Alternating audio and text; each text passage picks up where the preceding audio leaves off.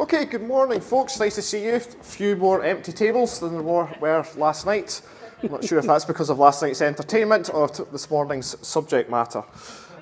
My name is Andrew Miller. I'm Head of Web Services at the University of Dundee. I'm 5'9", I've got glasses, and I've got greying hair.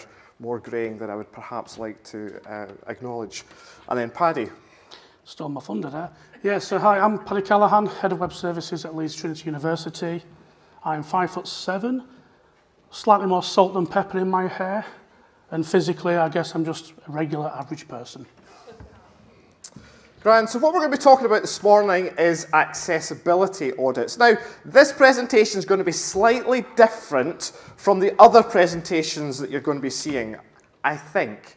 At least the ones we've seen so far, and probably ones we've seen, we're going to hear over the course of today and into tomorrow, because they will be about the things that have happened well, the things that have succeeded, the things that have gone to plan.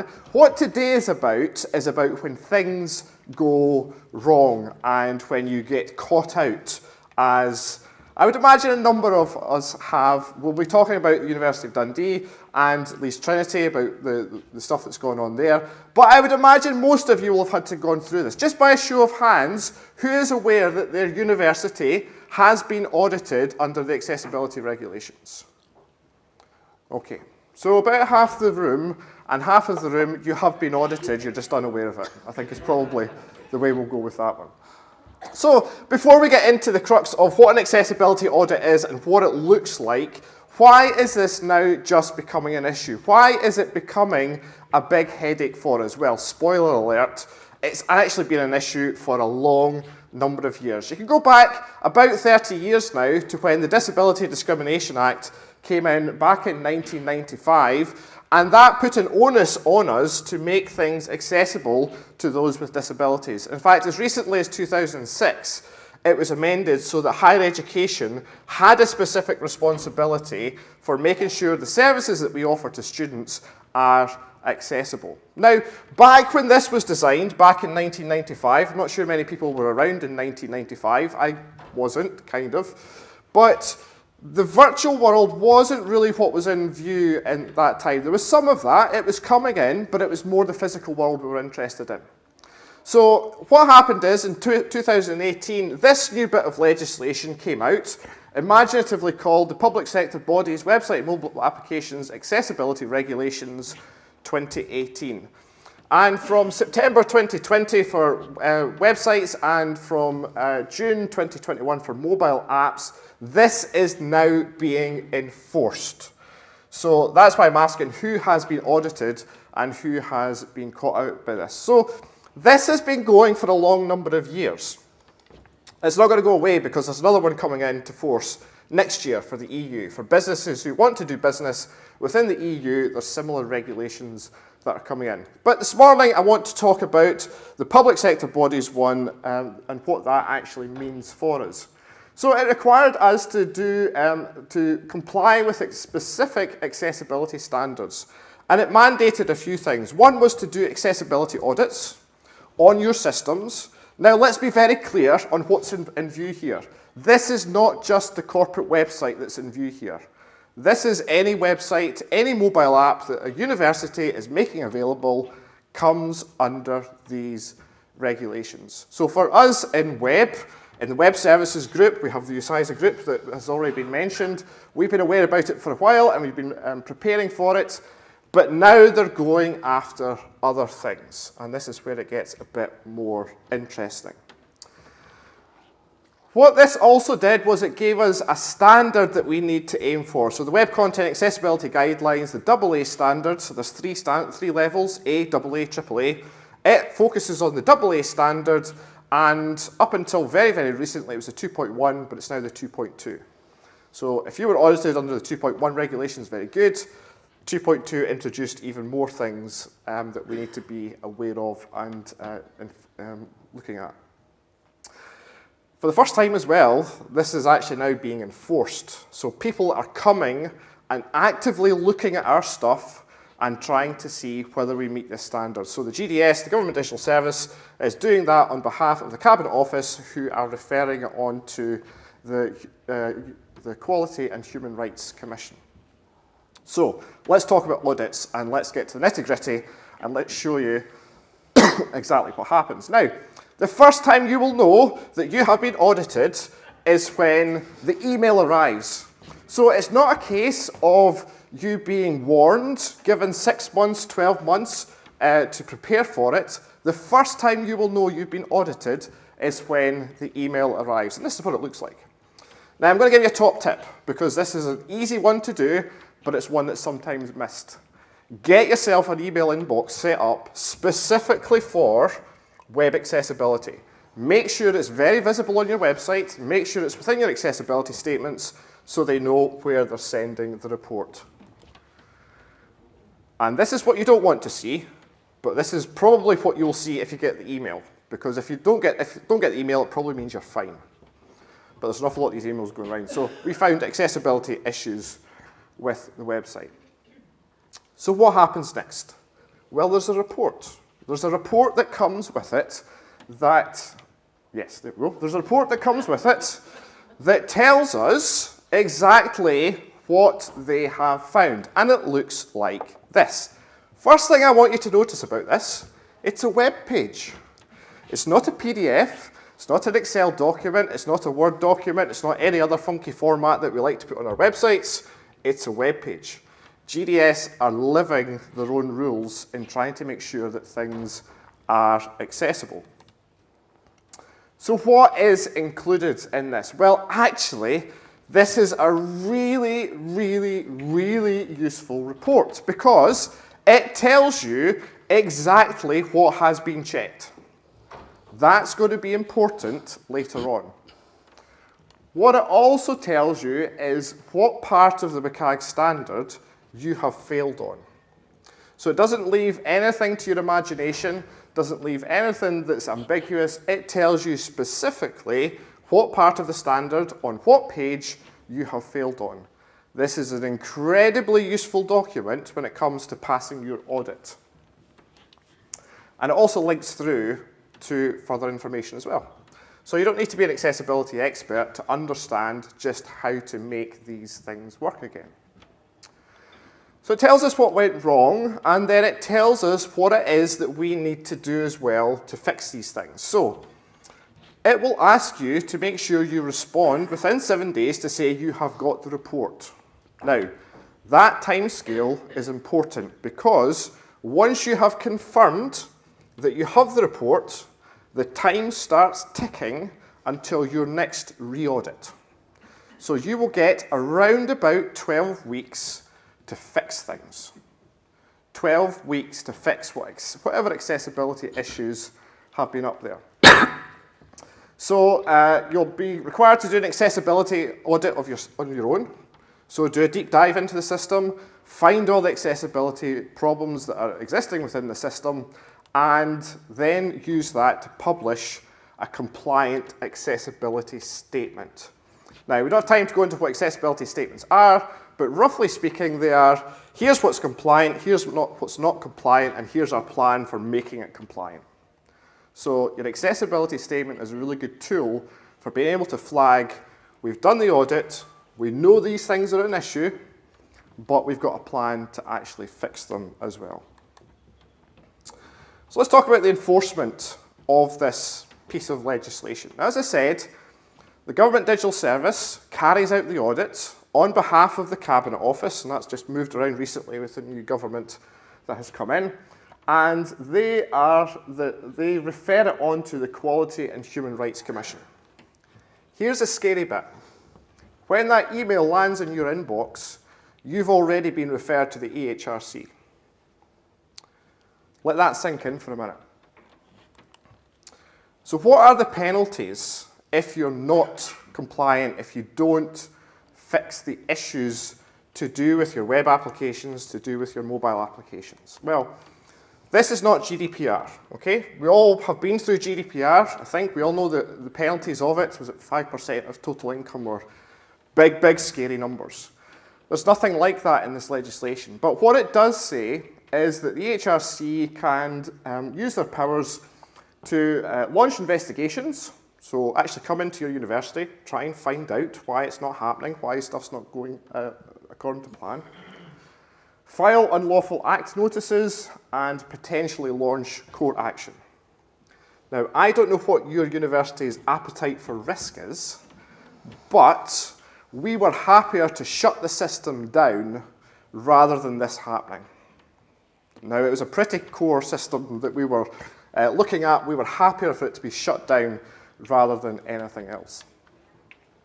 So before I kind of hand over to Paddy and let him talk about the good things that can come out of this, I want to give you some key takeaways to take away with you.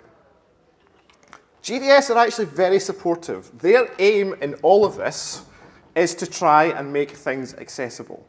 They're not trying to catch you out. They're not trying to shut you down or anything like that. Their aim is to try and give you as much information and as much support as possible so that you can actually get things fixed. So stay close to them. Keep in contact with them. When we've gone through the audits ourselves, we've contacted them about things we weren't sure about or just wanted clarity on, and they come back within a day, 2 days with the information. So stay close to them because really, honestly, if things don't go well and there is court action, all that kind of stuff, they are going to be a good ally to have to say, well, actually, we know that we're trying to do stuff rather than we're just ignoring it. By the time you get the report, the HRC already know about you, so don't ignore it. There's been a few universities who have been caught out, thinking it's been spam, thinking that it's not been real, who haven't been aware of the regulations and who have just dismissed it, and they have been caught out by it. That's why that email inbox is so important. Make sure it's being monitored. Make sure it's getting forwarded on to somebody who can then mobilise the army to actually get things fixed. You've got 12 weeks to fix it. It's not a long time. Some accessibility issues can be solved very easily. Some are extremely complex, particularly if they are part of a third-party system. Now, let me point this out specifically. If there are any suppliers in the room, this is on you as well.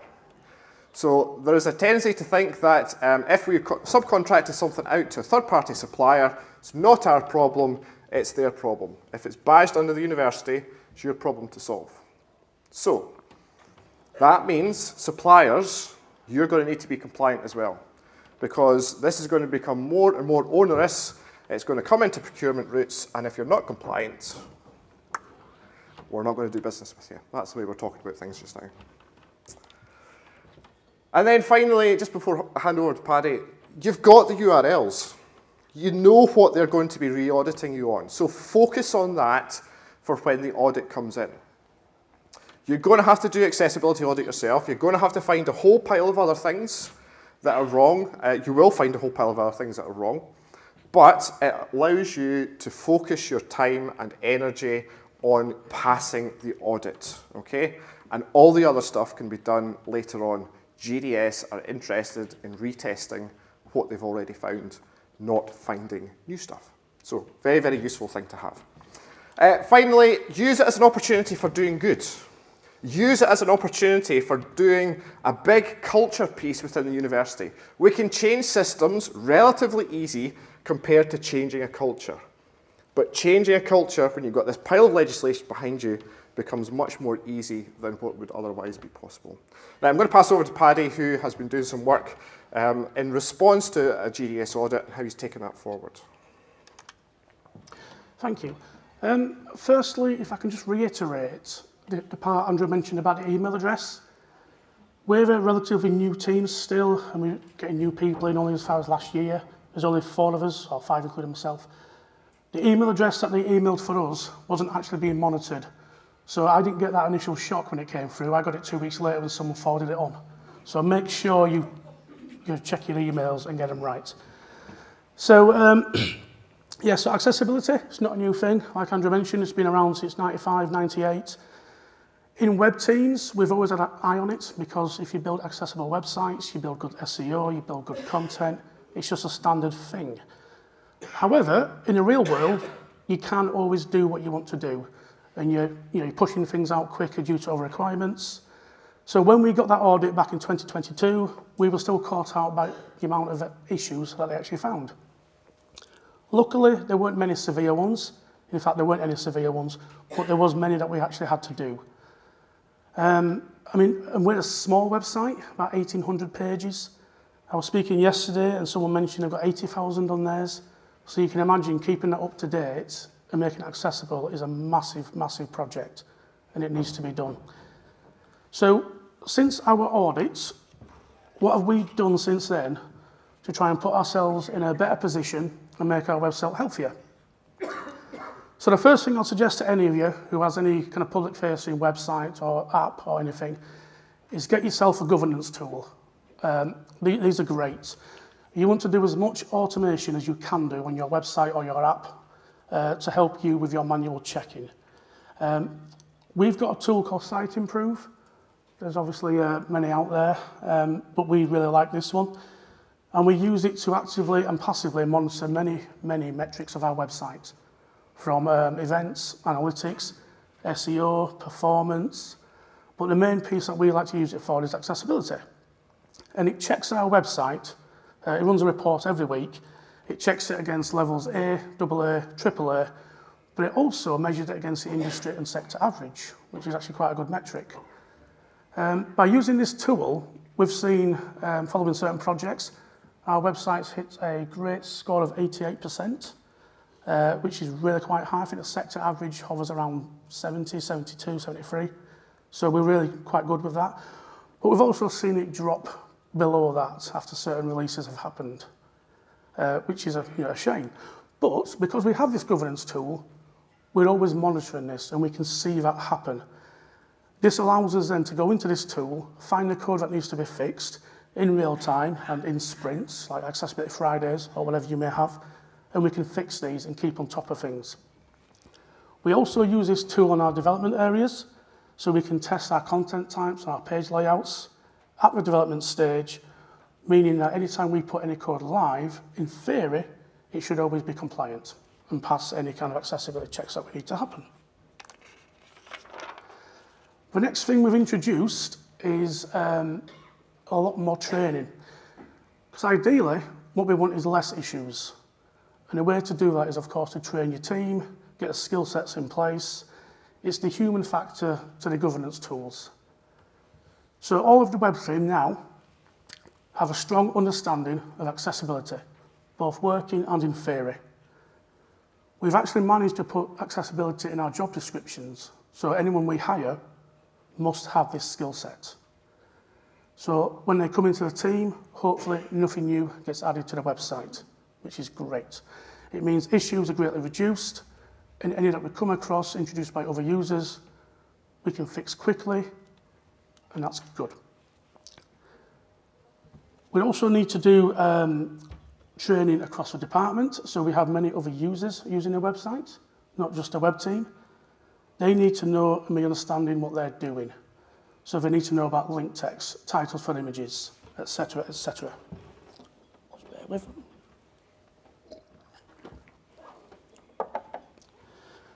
Our graphic designers have actually got accessibility in their skill set. So this is great that when we get new designs and new brands coming through, we don't then have to try and fix accessibility issues that have been introduced. It comes to us already compliant.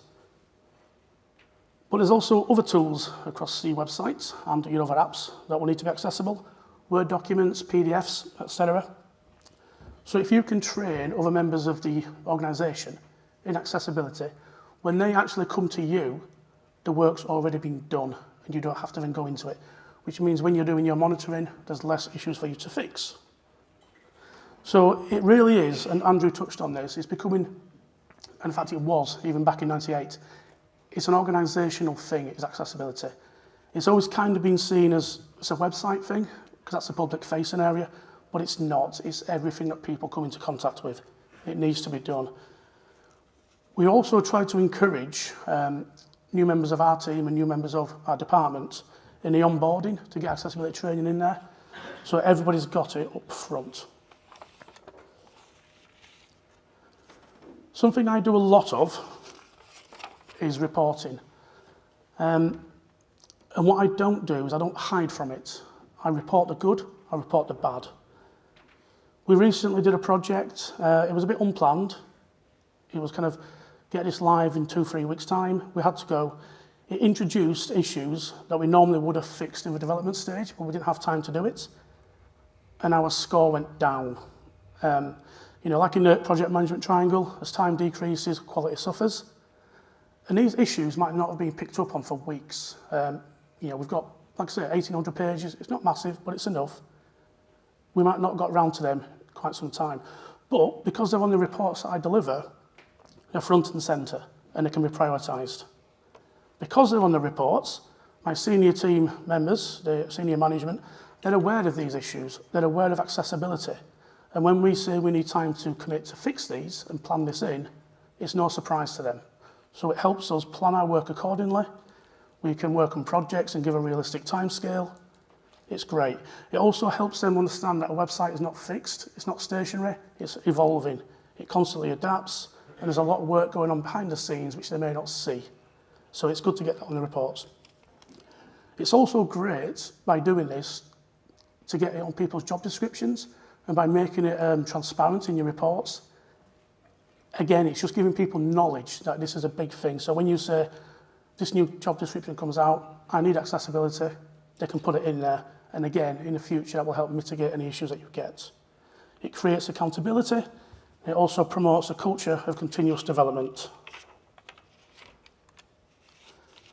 So the main key takeaways from our GDS audit and what we're trying to do, we're kind of halfway through this, but it's still kind of future-proofing, for want of a better word.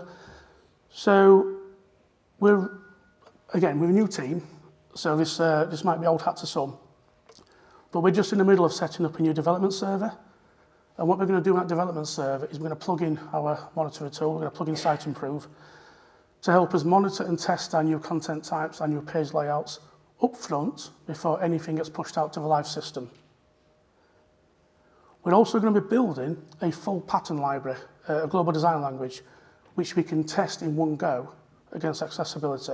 Again, this is all before it goes live, so we're not introducing any more issues.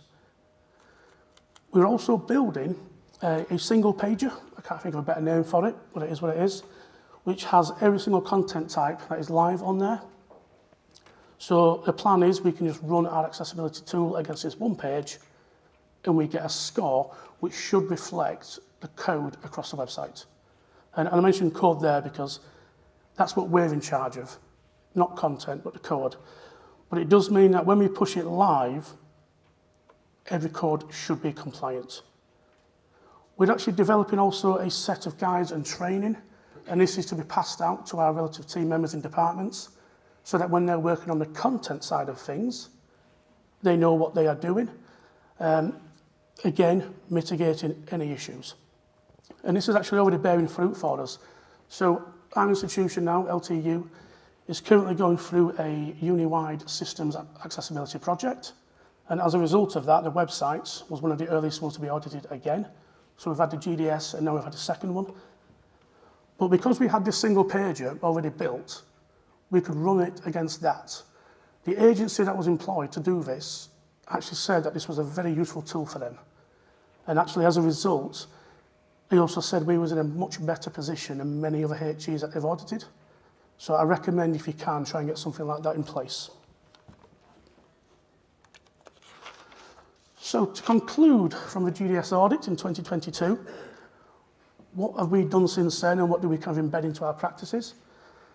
So we're constantly monitoring the website. We always know what the health of it is like. We know what the accessibility score is like.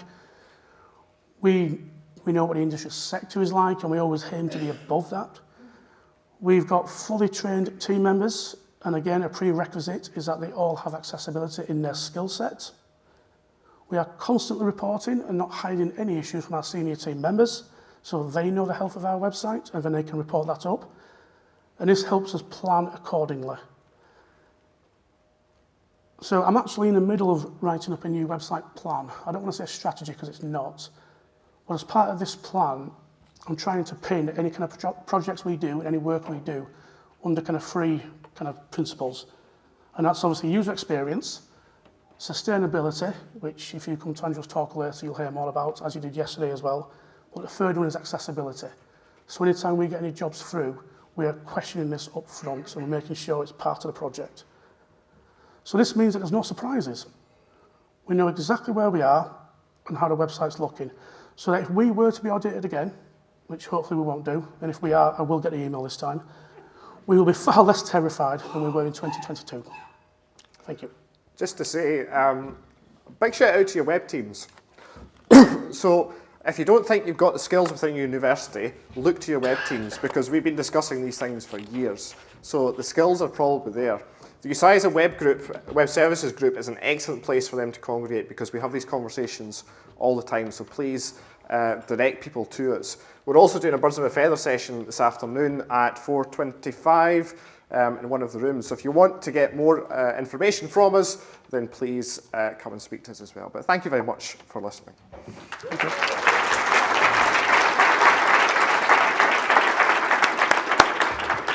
Thank you very much, gentlemen. Very interesting, and reaffirms my strong belief that it's really important that the web services team come together with us to run events like this. We had this very conversation in my previous institution: what is within scope, and lots of people were saying, well, it's not a website; it's a corporate application, and we came to the very simple rule: do you access it through a browser? Yeah, if you have to access it through Chrome or Edge or Firefox or whatever, it's in scope, and that changes people's views quite quickly, although it doesn't help when the suppliers, as you say, don't necessarily play ball. But that's on us. We have to put that in as a pass-fail requirement in procurement exercises, and things that do not pass shouldn't be bought, and we're all running stuff that should never have been bought. So you mentioned accessibility statements. Get out of jail free card? Can we just say, well, it doesn't comply, tough? Yeah, I mean, it's easy to think that that's the way, but as I say, what accessibility statements are, this is what we have found, honestly, this is what we have found, so this is where we're compliant, this is where we're not compliant, and most importantly, this is what the plan is for fixing it. So GDS will give you a bit of a buy to say, you know, okay, there's a plan here, but you can't indefinitely say, it's not compliant, it's too much work, we're never going to do it. So it's not really a get out of jail card free, it's more of a, just a way to kind of put things down for a wee while. Great. Any questions from the audience? Got time for maybe one or two? Gentleman over there, there's a microphone coming.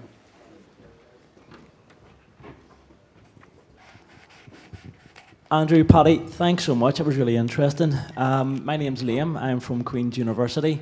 I'm a project manager, but for the longest part of my time at Queen's, I was a web developer, so I'm quite familiar with the pains you guys are going through. And some of the points you've touched upon is the things that we're looking at Queen's as well. We also use Site Improve, which is the tool you guys mentioned. It's a really great tool.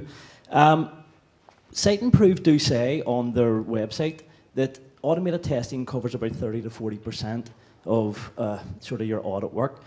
Do you guys do any manual testing? Yes. We kind of do it ad hoc at the moment, but we are trying to make it more structured. So we're trying to kind of allocate a morning a week for each individual team member to go through Site Improve and firstly tick off stuff there, but also to go through the website and use various different Chrome extensions. Some you may have heard of, like the Wave tool. There's a standard kind of Explorer tools and stuff like that. I mean, there's many out there. Recently, due to a change in our IT, we've had certain extensions blocked, so we are kind of heavily reliant on Site Improve at the moment.